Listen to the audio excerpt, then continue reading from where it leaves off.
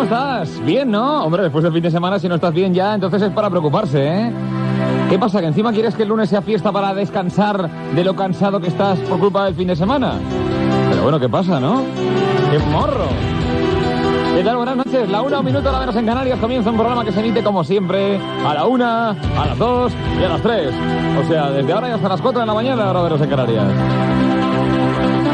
Muy buenas, mi nombre es Juanma Ortega y va a ser un placer estar contigo. Y lo digo en serio.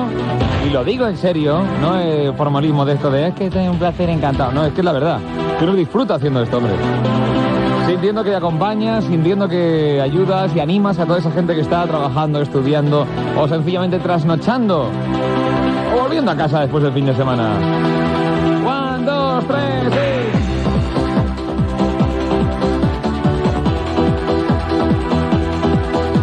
Como siempre, lo fundamental en este programa, no te olvides, es la música. Tendremos como siempre música, raudales.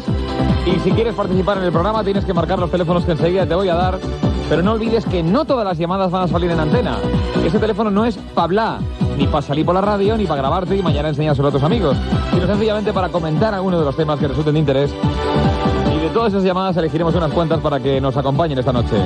Dicho y hecho, buen provecho.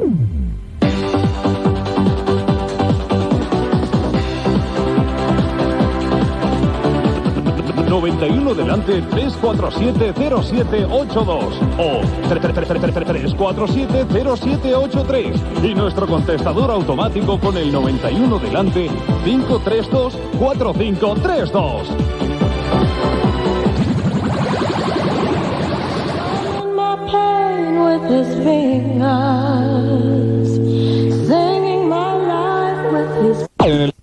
Tío dice que estaba a punto de ir pero que no pudo. Esto es la cadena 40, 1:20, ahora menos en Canarias. A estudiar, a trabajar, a sentirnos todos acompañados aquí en 40 principales. Cadena 40 principales. 91 delante 34707.